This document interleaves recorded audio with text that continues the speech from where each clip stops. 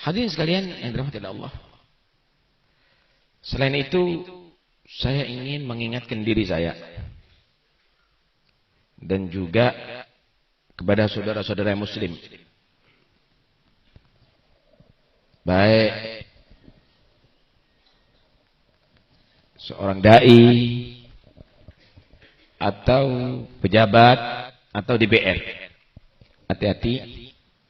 Sekarang banyak orang-orang non-muslim yang mendekat kepada kita tapi dengan target adalah untuk jadi penguasa di mayoritas umat Islam. Hati-hati ya.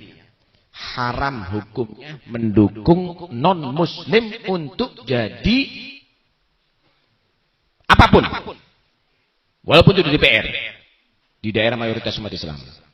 Kita nggak berbicara ada di Bali. Kalau di Bali gubernurnya Hindu, memang mayoritas Hindu. DPR-nya Hindu, mayoritas Hindu. Orang Hindu milih orang Hindu. Kita nggak berbicara di Papua. Orang Kristen milih orang Kristen. Kenapa di daerah umat Islam orang Islam milih orang Kristen? Orang Islam milih non-muslim. Mana agama Anda? Mana iman Anda? Lu hati-hati lu. Jangan karena keputusan partai kemudian Anda korbankan iman. Jangan Anda karena organisasi. Hati-hati. Kemudian Anda ikut-ikutan. Ngikut Bas Laga. Ngikut Habib Alwi. Ngikut Habib Ja'far. Ngikut Kiai Yasin. Ngikut Kiai Hamid. Ngikut orang-orang yang soleh. Nggak usah ikut-ikutan yang macam-macam. Mau apa-apaan ini, kasihan umat Islam ini. Mau dibuat apa umat Islam kalau mau begini? Haram hukumnya. Saya akan bacakan ayat Al-Quran. Hati-hati. Ayat itu adalah surat Al-Maidah ayat 77. Saya akan terjemahkan. Saya enggak akan memperbanyak bicara ada di sini.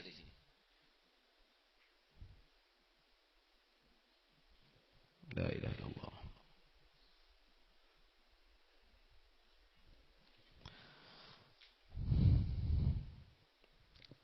Apa yang harus kita ucapkan ketika kita ketemu ahlul kitab? Qul ya ahlal kitabi la taghlu fi dinikum ghairal haqq. Wahai ahlul kitab, wahai orang Yahudi dan Nasara, jangan kamu itu fanatik dalam agama kamu tanpa kebenaran. Wala tattabi'u ahwa'a qaumin qad dhallu min qablu. Jangan ikut hanya kemauan sekelompok manusia yang ikuti hawa nafsunya, bukan ajaran Tuhannya sebelumnya. Wa adallu katsiran. Bahkan menyesatkan orang banyak. Ngarang-ngarang keyakinan. Wa dallu an sawa'is sabil, dan keluar daripada jalur agama yang benar. Kemudian Allah menceritakan bagaimana orang-orang Bani Israel. Bani Israel itu turunnya Nabi Ya'qub. Lu'inal ladzina kafuru min Bani Israel. Terkutuk orang-orang Bani Israel yang kafir-kafir itu. Siapa mengutuk? Ala lisani Dawud wa Isa bin Maryam. Bahkan dari lisan para nabi mereka, Nabi Dawud dan Nabi Maryam. Di kitab Zabur dan kitab Injil. Dzalika bima'asaw wa kanu ya'tadun. Mereka itu karena maksiat kepada Allah dan sudah melampaui batas. Tahukah Anda apa yang dilakukan? Kanu la yatahanahuna 'an munkarin fa'alu. Mereka itu tidak saling mencegah daripada kemungkaran yang mereka lakukan.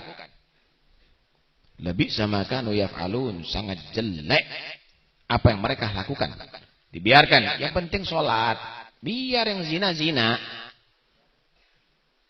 Yang penting inti hadir hall. Yang mau narkoba biar. Sendiri-sendiri. Ini bebas. Jangan punya Pancasila kalau mau bebas. Jadi liberal. Kalau mau bebas, nggak bisa Pancasila dong. Karena Pancasila diikat dengan agama. Ketuhanan yang Maha Esa. Yang benar itu.